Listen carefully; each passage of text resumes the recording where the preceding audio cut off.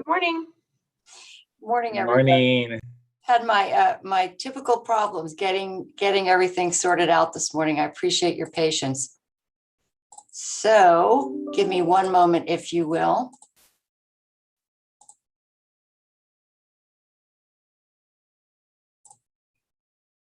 I'm glad you made it. I could see you in the waiting room over there. I was trying desperately. Come on. Well, good morning, everybody, and welcome to the Yamhill County Board of Commissioners formal informal session for September 16th, 2021. And I want to say thank you to Carrie Hinton for getting us on here and Carolina Rook for our last minute board comments. So at this time, we'll do our Pledge of Allegiance. And Christian, if you would lead us in the pledge. Sure, happy to.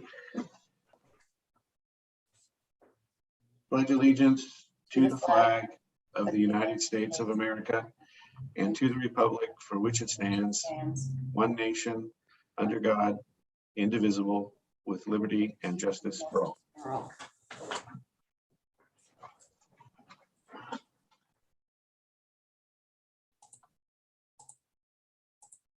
Sorry about that, folks.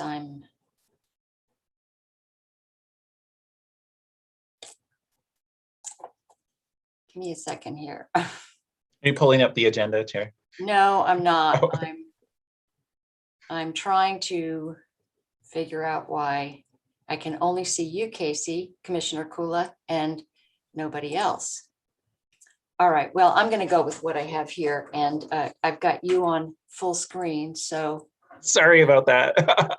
I don't know how to fix that, but oh well, here we are. Nevertheless, so we'll start out with our calendar session. Now I've got Commissioner Berschauer on full screen. Nice to see you. Chair, Ken wants to say something. Chair, if you hover over the screen, you should see a small icon that says view in the upper right-hand corner of the video. And then that's where you can change it. Make sure you have gallery selected and not speaker, and it should show everyone who has their cameras on. I have Carrie here who's going to, here we go. What would it be? What would formal be without somebody helping me work through this? All right, thank you for that. Okay, so calendar session, do we have anything to add to our joint calendar at this point? Not that I'm aware of, Chair. Okay, we'll move on to public comment. Thank you, everybody who submitted public comments. We received those. And again, Carolina, thank you for getting those to us this morning. On to our work session, we have none. Department updates, we have none. Our consent agenda, do we have a motion to approve? I move that we approve the consent agenda as presented, Chair. Okay, we have a motion to approve the consent agenda. Further discussion? Hearing none, all those in favor signify by saying aye.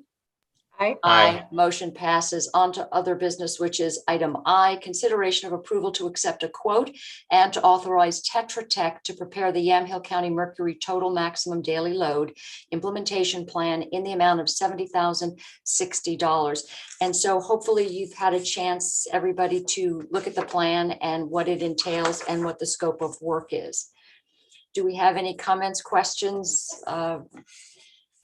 remarks? Well, I'd say, Chair, that I think that Director Lago has been really on top of this, not knowing really how to approach it.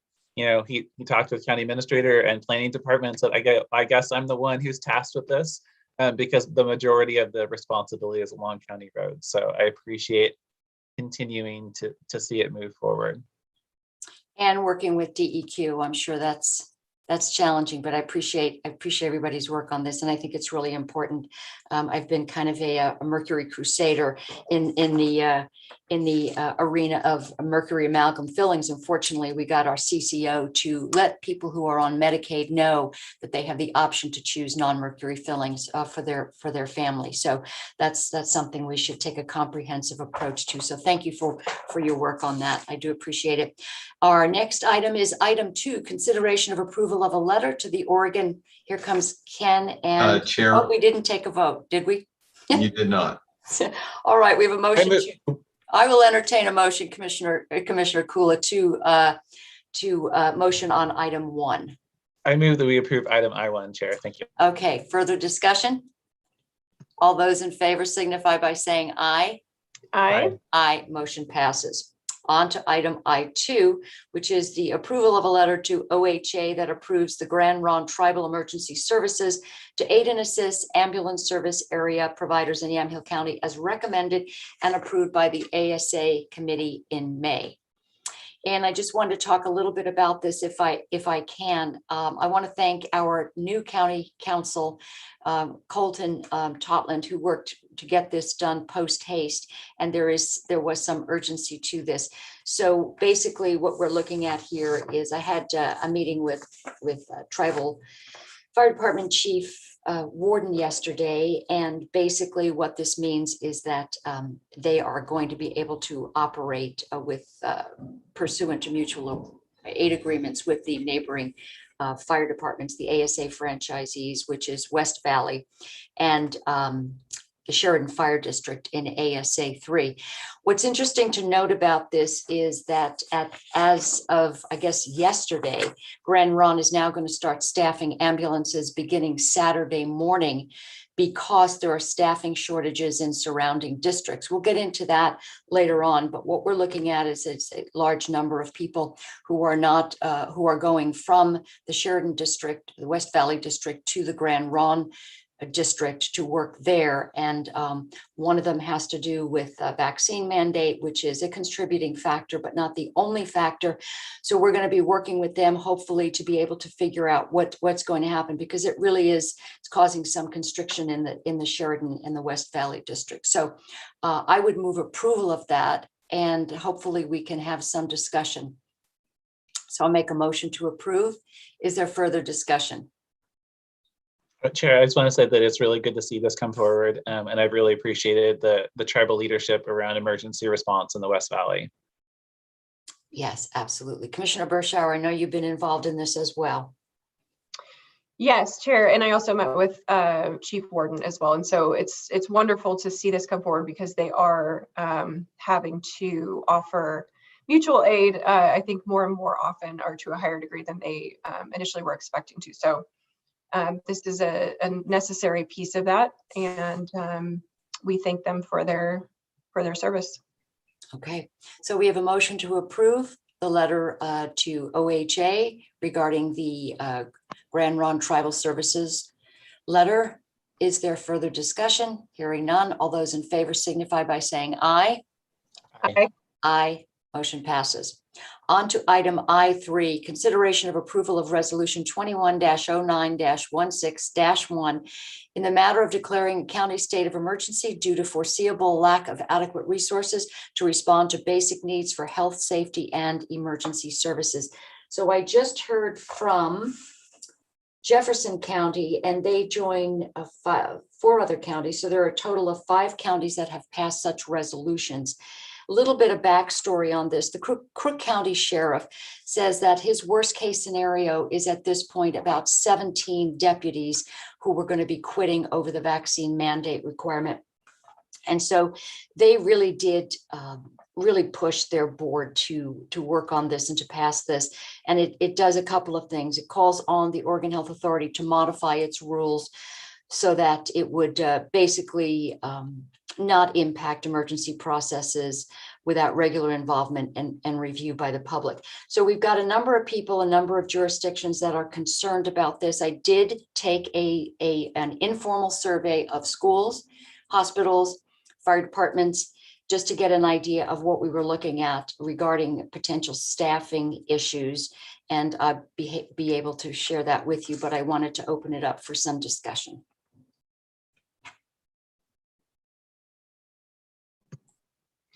Chair, I can speak a little bit about what I've heard as well. You know, the interesting part, it's really sad, but some of these firefighters that are in the districts in our county are reaching out.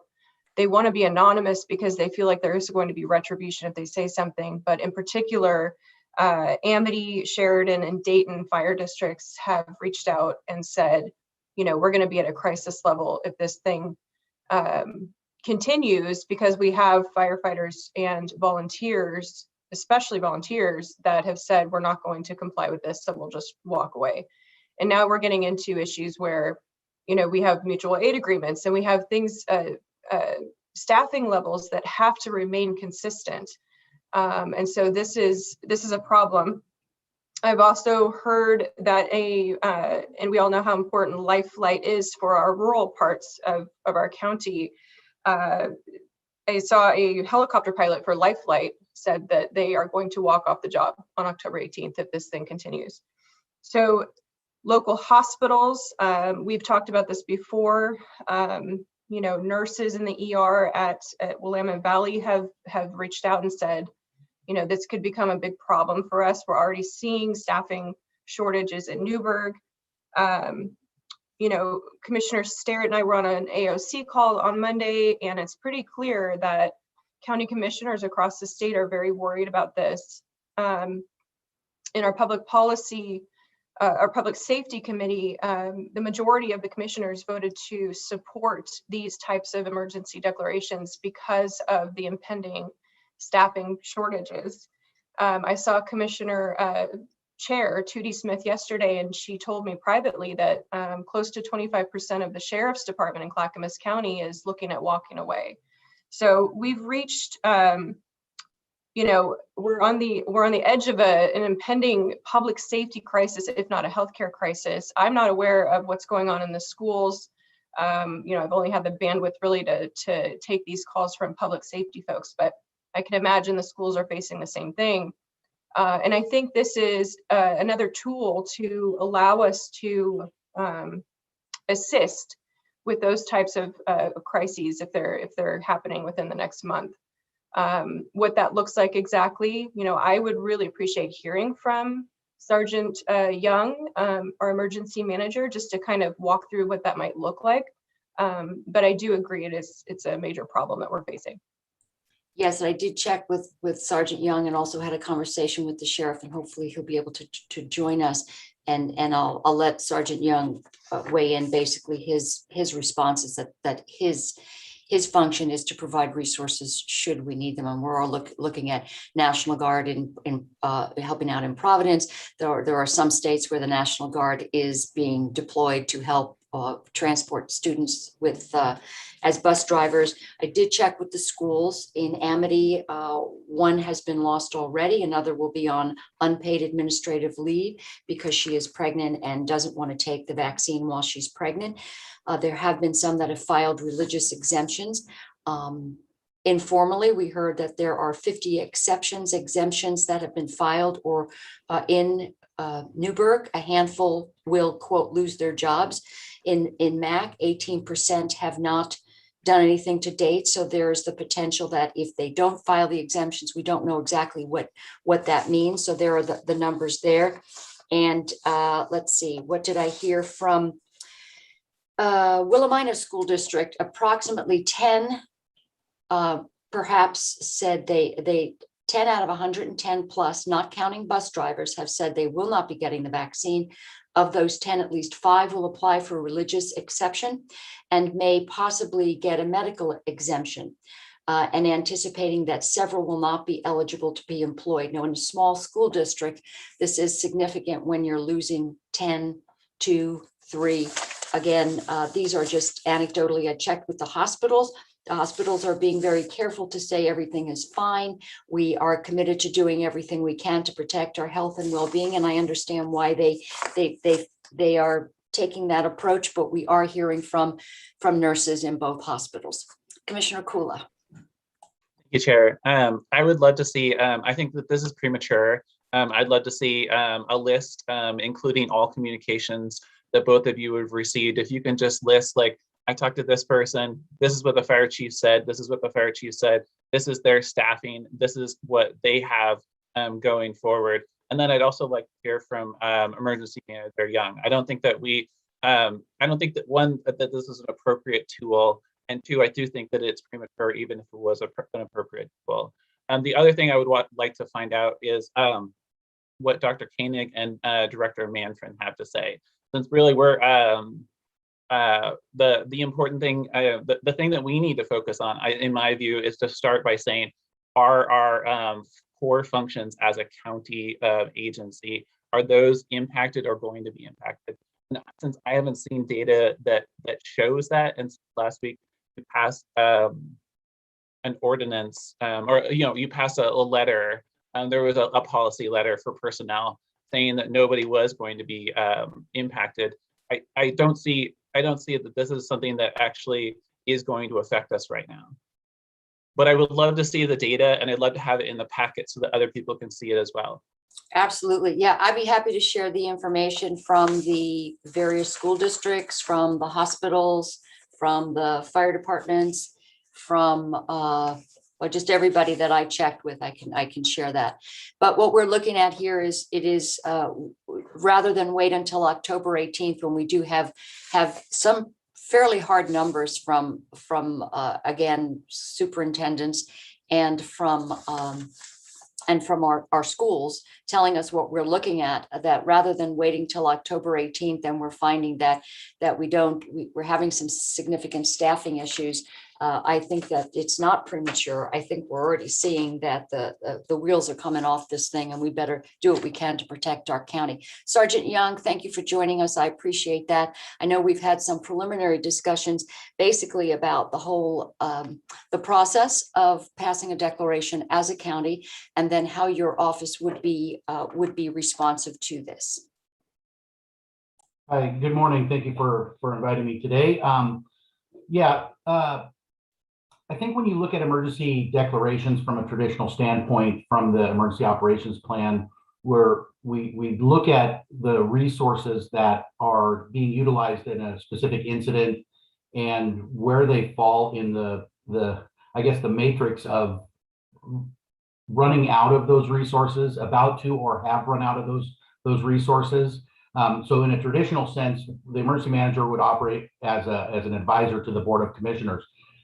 This one's a little bit non-typical in that there's other entities out there that aren't county related, the fire departments, the healthcare facilities, the schools. So I don't know what the resources look like, because that hasn't been communicated to me. I think, and that's not to say that there is or there isn't a resource problem. That's just I am not aware of it, because if you look at a hospital, for example, they might make a resource request directly through their normal communication channels through Oregon Health Authority rather than going to the county emergency manager. That's not worrisome. That's just the way they operate in their communication path. So I think moving forward, we in emergency management would take any decision that the Board of Commissioners made on this, and any resource requests that came into the county or through emergency management, and we would funnel those up to the state to basically ask them to fill that resource. I heard National Guard being mentioned. I don't know what capacities they're being used in other areas. I heard you say driving, Chair, I heard you say that they were driving buses, and if that's something that the schools would look for resources for, then we could certainly request that. Again, I don't know, and I don't speak for the National Guard, but it's certainly a request we could make. We are prepared to, in emergency management, to carry on the mission that the Board of Commissioners approve or not approve. So we're here to serve. Thank you, Sergeant. I just want to make clarification. I said that the National Guard is being used in other states, but the National Guard is being used in Oregon hospitals, including Providence and in Newburgh. So it's when we're hearing from superintendents that there are bus drivers that could be impacted here. That's just another issue. We're already so short-staffed when it comes to school bus drivers. So thank you for that. Yeah, and I apologize. I don't mean to put words in your mouth. I was transitioning between the YouTube feed and the Zoom feed, so I apologize. No, thank you for that. Commissioner Kula. Yeah, and there's that mystical period that we're in the moment, and I never know where I've gone down some kind of rabbit hole. But thank you, Chair, and thank you, Emergency Manager Young. The question probably, I think really this is run for Chair, but it might be able to be answered by Christian or Emergency Manager, is what does this emergency declaration allow? What does it get people in the county and the county? And then I noticed that it doesn't have a request that the governor declare an emergency, which is typically something that happens, right? No, All right, thank you. no, that's not typically what happens. It could happen, but it is not necessary for it to happen. I'll let Christian respond to that.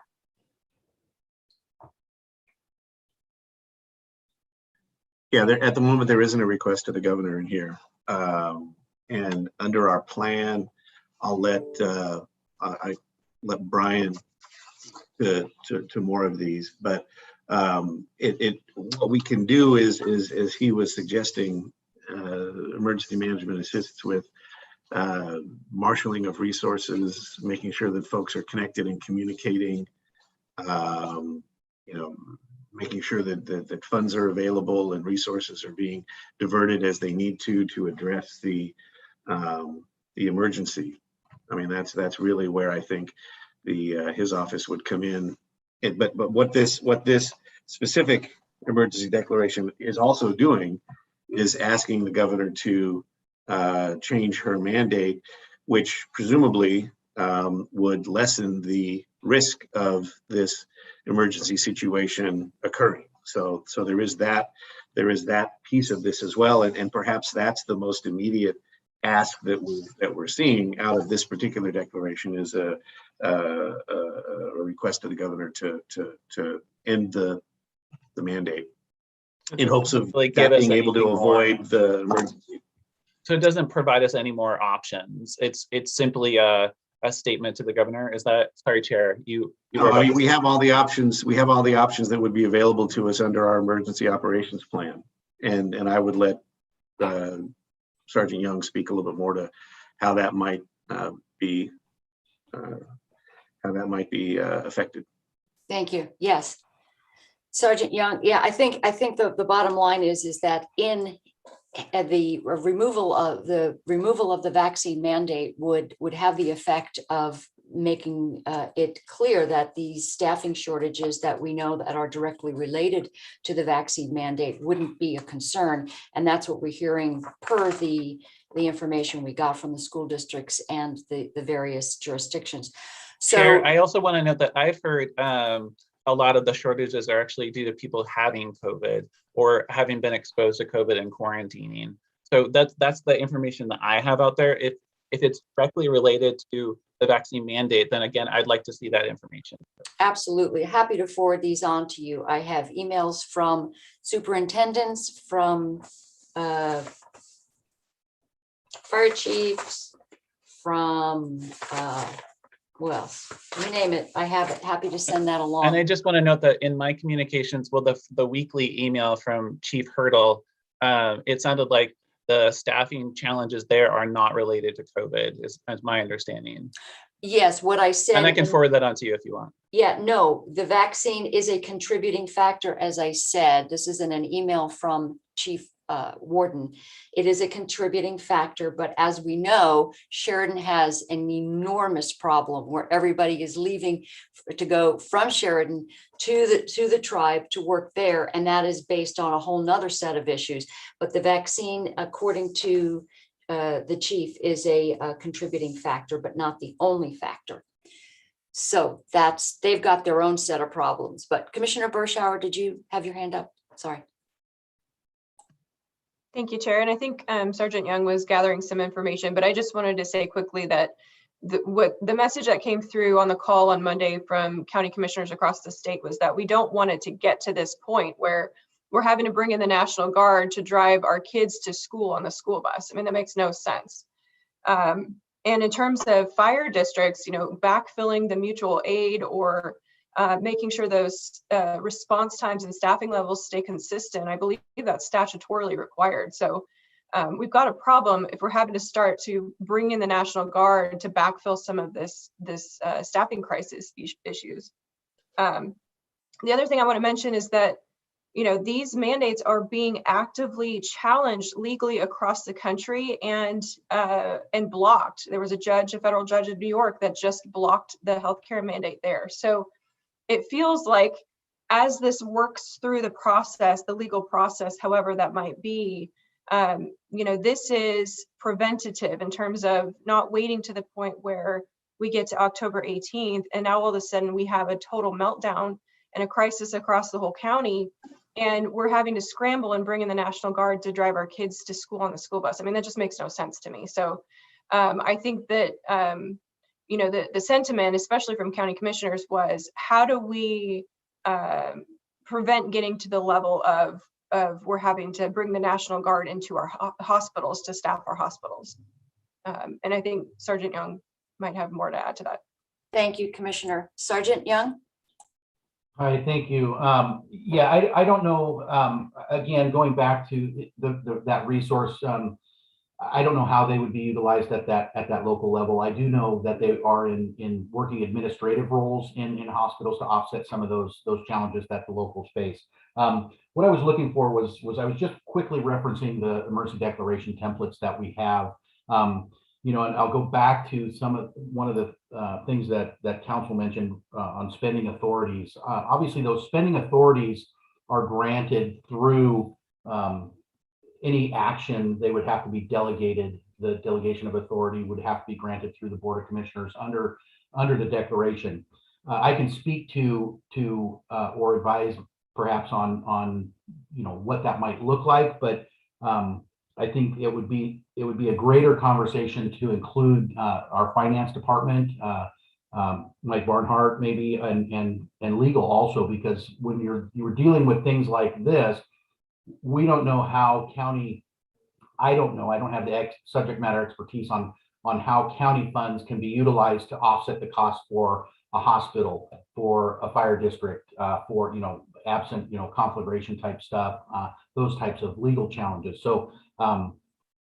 And I don't mean challenges like in court, but just the concepts behind utilizing those, the legal theories. How about that one, Christian? So that's about all I have on that piece, unless there's a specific ask in there, Commissioner Bershauer. Commissioner Bershauer, was there a specific question that you had for Sergeant Young? No, Chair, and thank you, Sergeant Young. There wasn't a specific question. It was just, a general statement that, and this is not just me, it's county commissioners across the state saying it doesn't make any sense for us to get to the point where we're pulling in the National Guard to do fire service in Sheridan or, bus kids to school in Gaston. So that was my point. And I think the natural question is that, well, okay, so what does this allow us to do if we were to pass this? And I think it's pretty clear that it gives us a lot more flexibility to be able to assist in whatever the plan is, whether it's a school district or a fire district or whatever. Thank you. Christian, in response to Sergeant Young's comment about the financing of these, maybe we can go back to the situation that we had during the wildfires. And I know that there were some questions about, who pays for what, those types of things. I know it's really not it's not an equal comparison, but maybe we can go back and look in terms of some of the, and this might be a question for Ken as well, the financing of these types of things, what the county's role would be, but we also wouldn't be discounting volunteers like we saw at the fairgrounds. That's just another big component of the ability to be able to jump in with personnel. Well, I unmuted because it seems like a lot of the topic is around the what the emergency declaration may be able to do as far as our budget or fiscally fiscal support. And the one thing we do have an adopted budget where we set appropriation limits, and then there's certain categories of funds that contingency funds. And in some very limited, very specific circumstances of natural disasters allows you to get into unappropriated ending balances and funds. This would not apply in this case because that's usually directly tied to a natural disaster.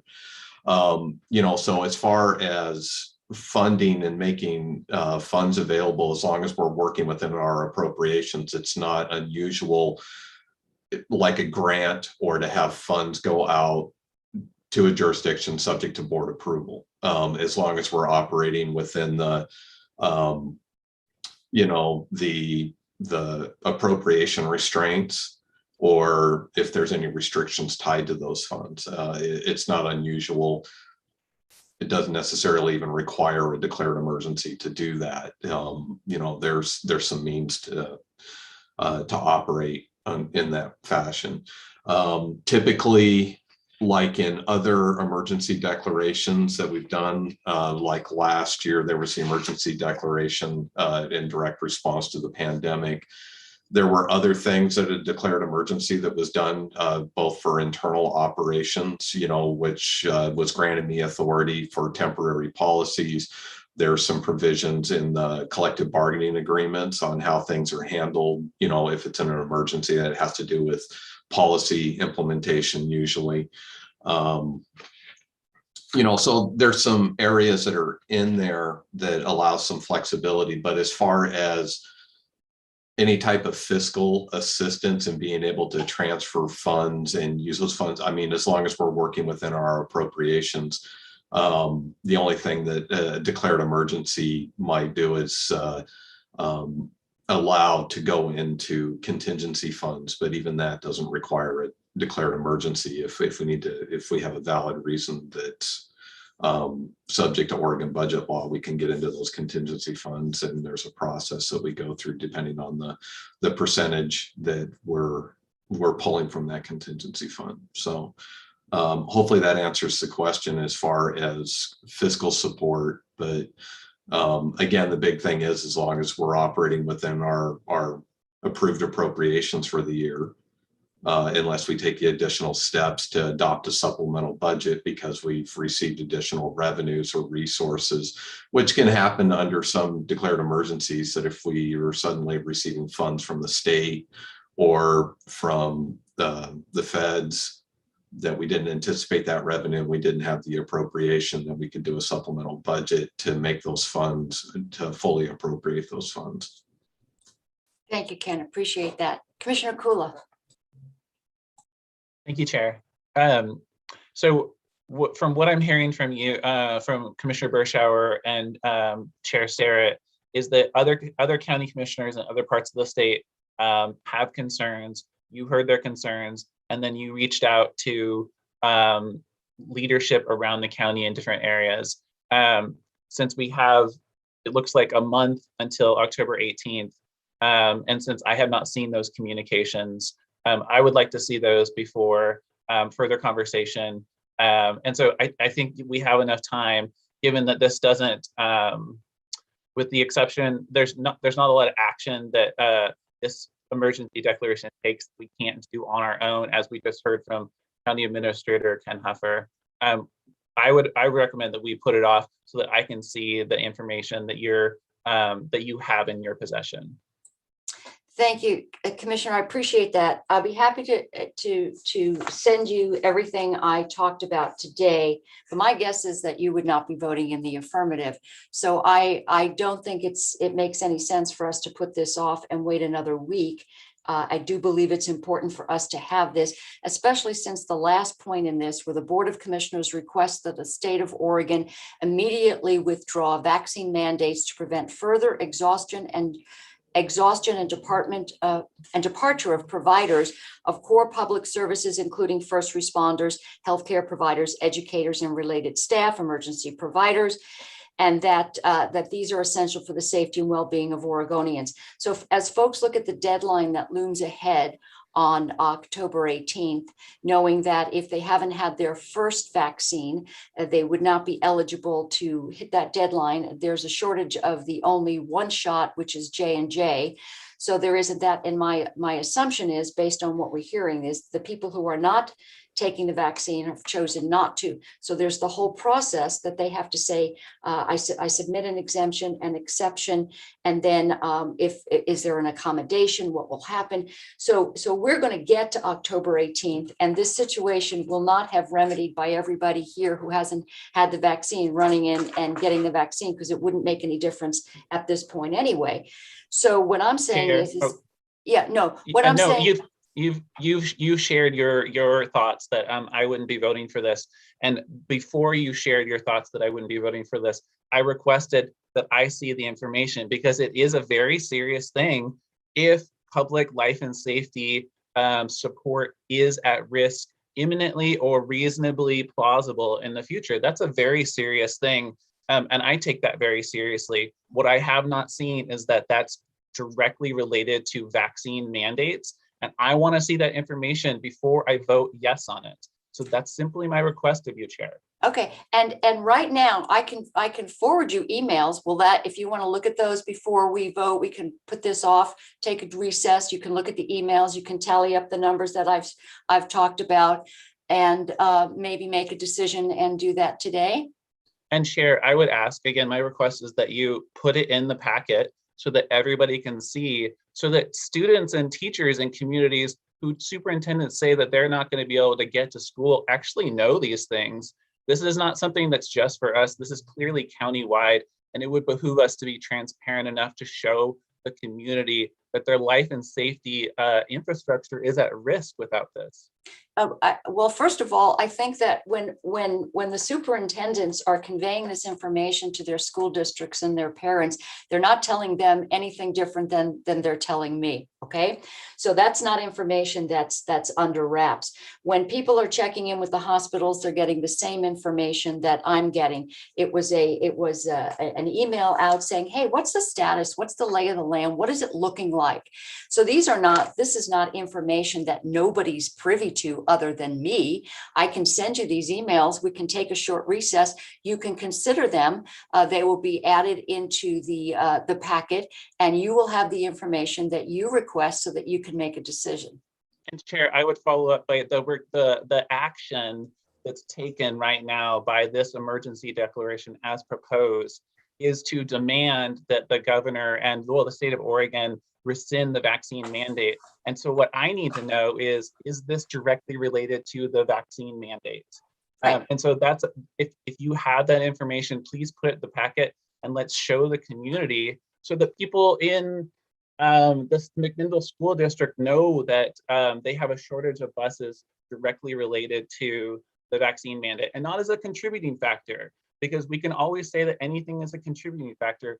We could say that the traffic on 99 is a contributing factor. I want to know, and I think that the public deserves to know exactly how many core services are at risk, specifically because of the vaccine mandate. Absolutely. Happy to do that. Commissioner Bershauer. Commissioner Bershauer. Thank you, Chair. I would support taking a break so that Commissioner Kula can read up and familiarize himself with what teachers and nurses and doctors and firefighters across our county have been saying now for a couple weeks, actually.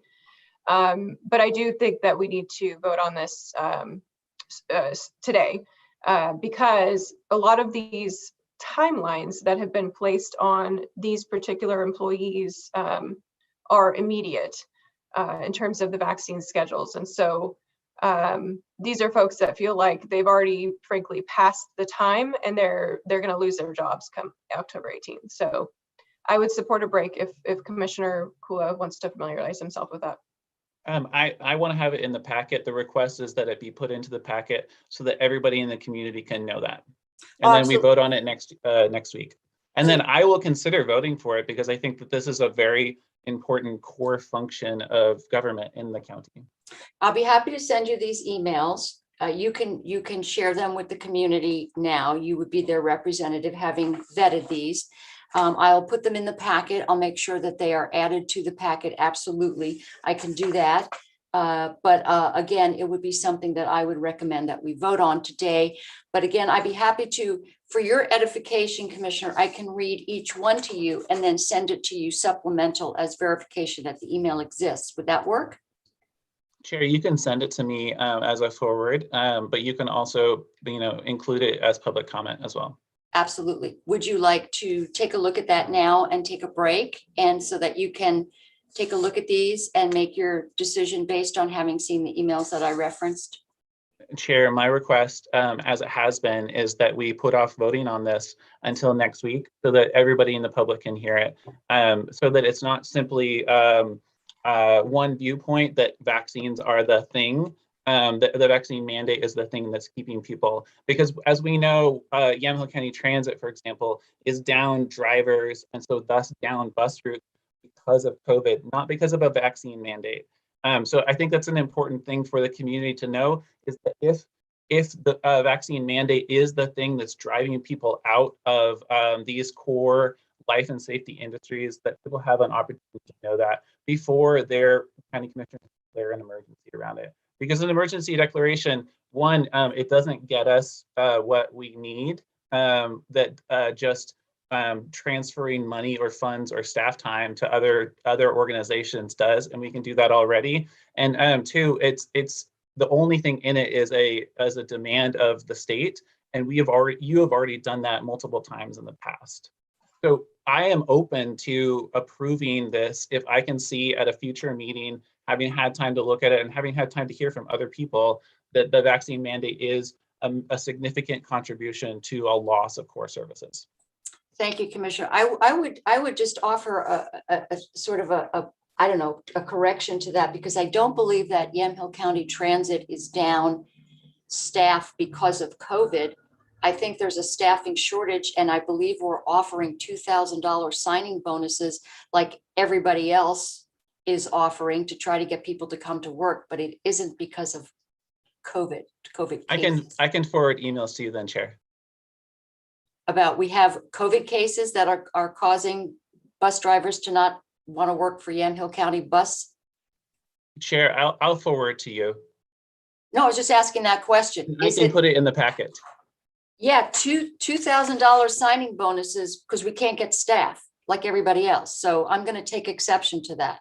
I would appreciate those emails. Thank you, Commissioner Bershauer. Thank you, Chair. Commissioner Cool, I'm just curious what you think this is attributed to.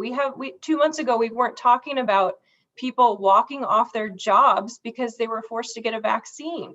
So what do you think this is attributed to? Why do you think the Portland Police Union has come forward and pushed back on not only the county, but the city of Portland in opposition to the mandates? Why do you think unions across this entire state are demanding to bargain? I mean, Well, what are you attributing this to? It is about the mandate. I'm just curious first of all, what you attribute this to, because we wouldn't be having this discussion if there weren't mandates. Okay, sorry, are you done? I'd love to respond. You are done. Okay, great. So demand to bargain is different than pushing back on vaccine mandates. So just to clarify that point, it's not a we aren't going to do this. It's simply that this is a change in working conditions and we need to bargain around that. So that's one. The second thing is that Portland Police is not Yamhill County. Other jurisdictions are not Yamhill County. So I want to see the information that shows that a vaccine mandate is driving people out of jurisdictions and out of work, because I want to note that we also have a shortage of people doing core life and safety work because they're quarantining or because they've had COVID. So that is just an answer to the real simple questions that you asked. But it wasn't an answer, because last week we said as a board that we are going to protect the jobs of our county employees regardless of the mandate. That we had county employees self-reporting that they were terrified they were going to lose their jobs if they didn't get the vaccine. That was the entire point of that email. We have fire chiefs coming forward and saying, I'm going to lose a good chunk of my staff because of this mandate. I'm just curious what other explanation is out there as a catalyst for these conversations. I don't see it. And obviously I've provided some. You didn't think they were answers. I'm happy to just work on finding that email. But I appreciate you presenting that. And as I've observed, COVID is a significant contributing factor to shortages. And the other thing that's significantly contributing is challenges within the Southwest Polk and Sheridan fire districts. So specifically around the shortage of personnel there. But I mean, I know many firefighters who have had to quarantine on and off because of regular exposure. Well, if we reference Amity, who has, I believe they have a significant number of their firefighters or volunteer I believe the majority of them have basically said, we will no longer work if we're required to vaccinate. Fire departments all over the state and in surrounding counties, fire jurisdictions have said that the majority of these guys are going to walk. So Amity is one example, and they're not the West Valley, but they have said we're walking, which means that you only have a handful of people who are paid, and that's your support staff. That's the majority of your firefighters in that fire district. Go ahead. Okay, so then the question then is, one, I think it's important for the community to hear and see and read that information before their county commissioners make a decision about this. But two, this emergency declaration isn't going to help that. We can already work with fire districts on helping them with staffing through our own budgetary process if we so choose. Okay, thank you. Well, I don't think it's a money thing. I think what we're looking at here is all the money in the world isn't going to get these folks who don't want to be vaccinated to come back and get on the payroll. So it's not because they're not getting paid.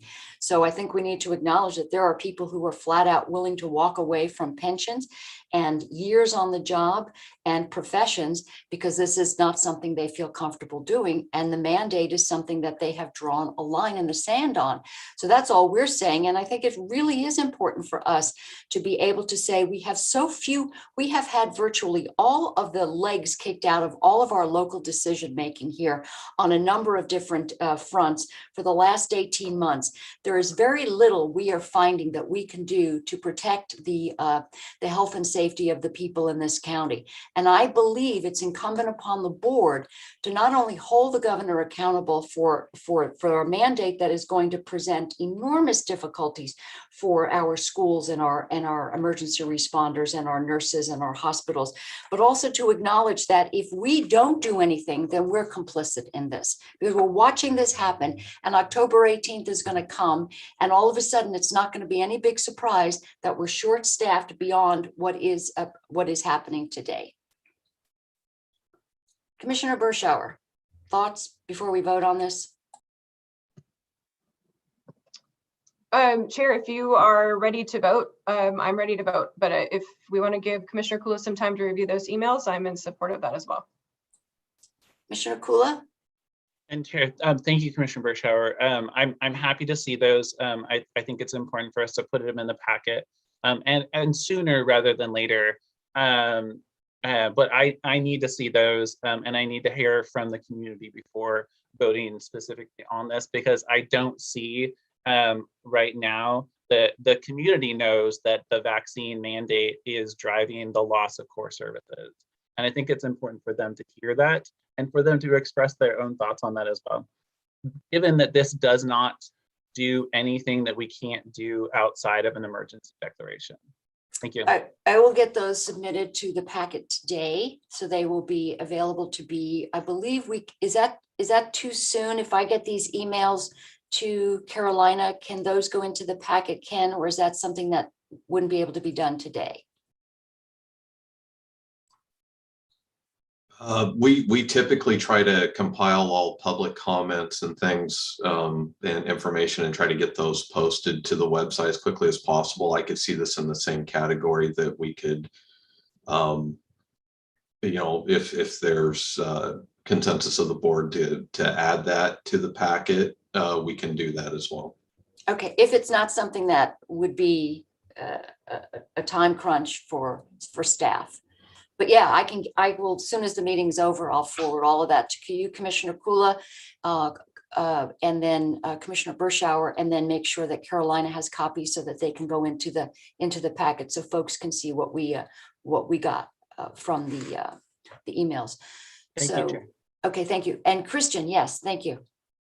Yeah, Christian, there is another item on the agenda. I didn't know if the board would want to address that item before taking a recess, or if you were considering taking a recess first and then coming back and picking those agenda items up later. Yes, Commissioner Kula has said that he's not interested in taking a recess. Did I misunderstand you, Commissioner? No, you're correct. Okay. Oh, sorry, my mistake. Okay. So we'll go ahead. I'm going to, at this point, I'm going to make a motion that we approve Resolution 21-09-16-1 in the matter of declaring a county state of emergency due to foreseeable lack of adequate resources to respond to basic needs for health, safety, and emergency services. Do I need to read that, Christian? No, it's not necessary to read the entire emergency declaration. Okay, so we have a motion. Further discussion? Hearing none, all those in favor signify by saying aye. Aye. Aye. All those opposed, same sign. Aye. Thank you. Motion passes. Let the record show Commissioners Burschauer and Starrett voted in the affirmative. Commissioner Kula voted negative. We'll move on to item 4, which is consideration of approval of amendment number 1 to an agreement between Yamhill County and Farline Bridge, Inc. for Board Order 20-25, amending services to include decommissioning and site restoration of the Stag Hollow Bridge site of the Yamhalis West Sider Trail Phase 2 project in the amount of $36,666.32, effective upon approval through November 30th, 2021. I want to make a correction to that there. Okay, so we've had discussions in the past about this, bringing us to the point where we've had discussions and some ongoing communications with Farline to see what they could do to bring this back to the point of decommissioning. So we've got an amendment to the contract here, and I'm just assuming everyone's had a chance to look at the total commissioning, site restoration, and the buyback and the numbers here, and perhaps some further discussions, and perhaps Christian or Ken wanted to bring us up to speed on the amendment. Yeah, happy to chat about it. We took the numbers that Farline had presented a while back and put those into the amendment and presented them to them. Once there is a bit of an update. Once the information was added to the packet, we did hear again from Joey at Farline that he was getting some comments from the public who were looking at the amendment and had some confusion or some concerns about some of the language in the amendment and whether or not some of the materials that Farline is buying back were actually going to go back to the county or to go back to Farline. So we received a slightly modified amendment that we didn't have time to add to the packet because we were still waiting on getting some clarification from Joey, but I can talk to you about what those changes were. There would be a removal of one item from the proposed decommissioning and site restoration work, which would be the mobilization of the 250-ton cranes to the county yard and unloading the 4 slabs, because those slabs are actually going to be going to Farline under the buyback. So that is a cost change. And then the hauling of the bridge rail from the Farline bridge yard to the county yard, that would also be removed because again, those materials are not coming back to the county. They're going to go to Farline. There was also some changes to the last 2 items on the list, which were the removal and disposal of concrete abutments and the removal and disposal of the steel pile. The removal and disposal of concrete was increased by $7,000, and the removal and disposal of steel pile was increased by $4,000. So that brought the revised total down actually $500 from $108,000 to $107,500, which would bring the total decommissioning and site restoration with buyback down from $36,668 and 32 cents to $36,168 and 32 cents. We were looking for some clarification from Farline on why those last 2 items were increased, but at the time of the meeting this morning, we haven't heard back from Farline. So if the board would like to wait and get further clarification on why those last 2 items increased, we can do that. Or given that the overall price actually didn't increase but came down slightly, if the board's comfortable moving forward, the board could take action and we could follow up and provide any additional feedback we get from Farline when it's received. Thank you for that. Commissioner Bershauer?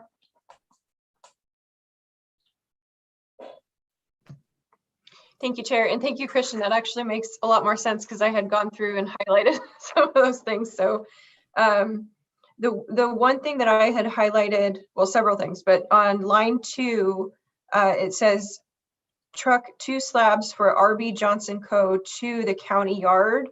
And I think that needs to say to Farline. Yeah, it does. In the amendment, those would be going to Farline yard. Yeah, and then line 3 is what you just addressed, and it that we were going to take those to the county yard. So that's just completely X'd out now. Okay. Yeah, county is stricken through, and Farline Bridge Incorporated is added. Okay, and then The same is true for line 6, where it talks about trucking beams from the site to the county yard at $2,500 each. That now also says Farline Bridge. okay, perfect. And then you said you X'd out line 7, the bridge rail. Is that right? Correct. That $1,500 item is removed. Okay, and so the 2 questions then are the last 2 where the cost increased. Yeah, it wasn't clear in the communication we got from Farline why those costs had increased.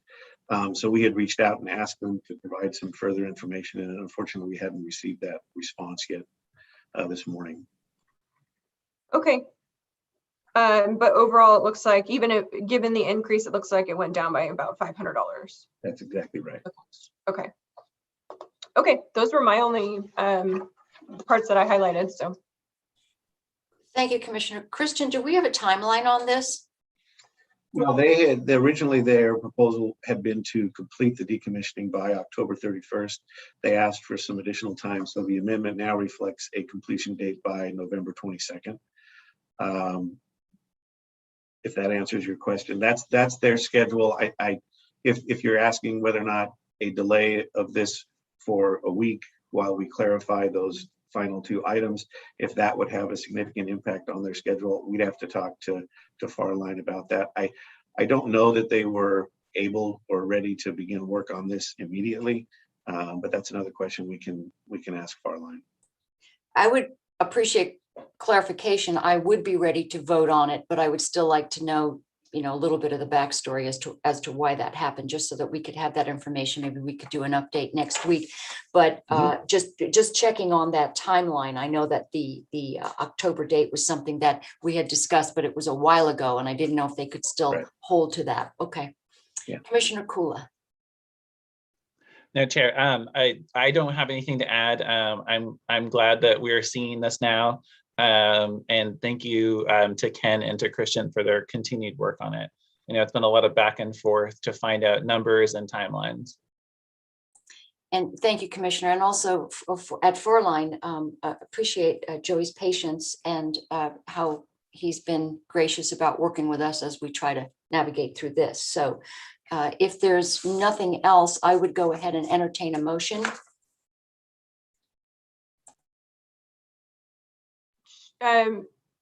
Chair, I think I would be more comfortable if we put it on next week and get some clarification first, because I think it could drastically change the cost by almost over $10,000. So. Well, my understanding was, okay, so clarify that, Christian, in terms of, because I wasn't coming up with that, so. Well, depending on what the Okay, yes, estimation is. you're right. I Yeah. see. You're right. I'm sorry. I had okay, so the 7,000 and the 4,000.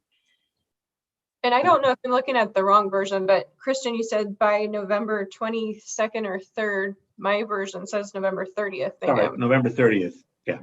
Okay, I just wasn't aware of the week, so.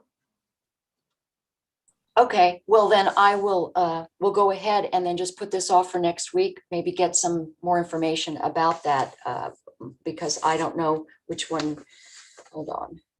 Yeah, the $7,000 and the $4,000, which brings us down to $107,500. Is that correct? Is that what you said, Christian? Yeah, it still brings the total price down. But if we speak to Farline and there's a reconciliation where those numbers come back down from 37.5 and 8,500 back down to 30,500 and $4,500, that would be a reduction of an additional $11,500. Mhm. Sorry, $11,000. Okay. All right, makes sense. So let's go ahead and then just, if we can, remove this from the agenda, and we'll put it on for next week, hold it over till next week. Okay, all right, thank you. Yeah, that sounds good, Chair. Thank you. All right, so I think that brings us up to public hearings, which we have none, and announcements. Commissioners? Chair, we had Parkway this morning, the Parkway Committee, with two very extensive presentations on further details of phase 3A, 3B, and phase 2A and 2B. And so I'll make sure that we get into the public record, and for both of you, the slides from ODOT around that. Some of the cost estimates for different things are dramatically different, especially for phase 3. And I think that I don't want to be the only one holding on to that information on the board. I feel like it's important for the both of you to also see that, especially one of the plans from long ago was to decommission the fish hook in Dundee and then move the entry to the east end of Dundee, which the interchange at the east end of Dundee is a very large expense. And then we also don't have the fish hook, and we're literally similarly, oddly enough, to this bridge decommissioning, but without the tangible benefit of getting that buyback of the steel and slabs. This is a very large cost to take down a bridge and interchange. So I just think I want to make sure that both of you are very aware of what's happening and the proposals that are out there. And there was also a proposal, there was a request by the mayor of Dundee to ODOT to look at a different interchange in Dundee. And ODOT looked at it and determined on multiple levels that it was not the appropriate place, which is, I think, the Dundee Landing was the interchange. It's kind of in the middle of Dundee. So I just want to make sure that you all know all about that, especially as we go into conversations about local match funding for phase 2. So thank you for that. You cut out when you said where in Dundee, just that one where they were. Yeah, so the mayor of Dundee had proposed and had requested ODOT, I think it's called Dundee Landing Road, but basically that one overpass in the middle of Dundee, that he had asked the ODOT to look at that as the interchange for Dundee. Okay, wow, okay, good information. Thank you for Yeah, I sharing think that. it felt like something that both of you really need to know and take a look at too. That'd be great, thank Okay. you. All right, anything else, Commissioner Kula? Okay, Commissioner Bershauer, updates. I just have one, I think, I want to give a shout out to Homeward Bound Pets. They're having their second annual Pause for Celebration fundraiser, and this is their largest fundraiser of the year. It's virtual, it's all virtual, so you can go on their website, Homeward Bound Pets, and find it there. And they have some amazing auction items this year, great sponsors, but it only goes through, I believe, Sunday is the 19th. So up until Sunday. So please support our local shelter, dogs and cats. Thank you for that. Yes, I've been on there and actually made a purchase, and would encourage everyone to do that because there is some fun stuff. And thank you to our generous sponsors. Every year they come through.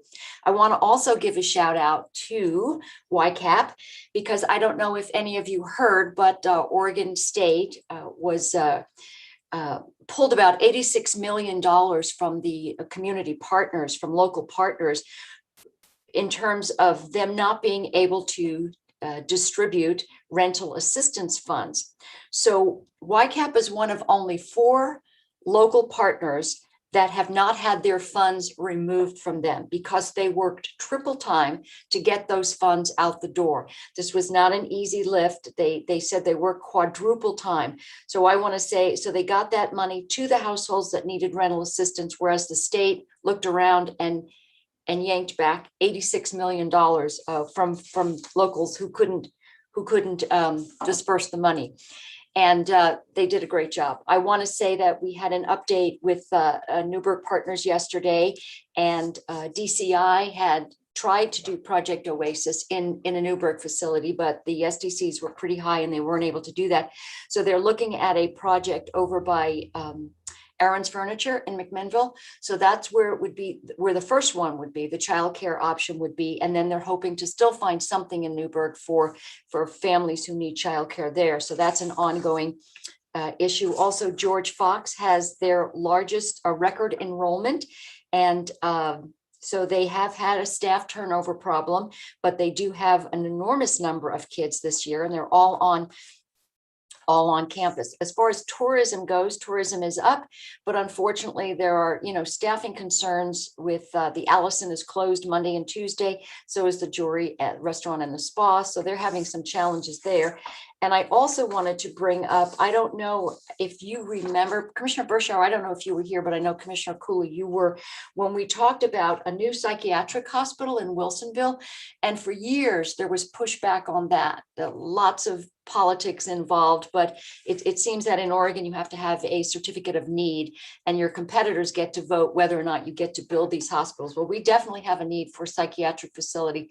And we've got one perhaps close by, which is going to be built in Wilsonville, private money, and there's going to be a hearing. So I will be testifying on behalf of that coming up next Monday. And I really do hope this thing happens because it'll be private money and we'll have more beds for the folks who need them. And that's going to include a significant number of Medicaid patients who have addiction or psychiatric needs. So fingers crossed that this thing gets built. So that's pretty much all I have. Do we have anything else from staff? Okay, well, if we don't have anything else, thank you all. Appreciate everybody for your contributions today, and we'll see you next Thursday.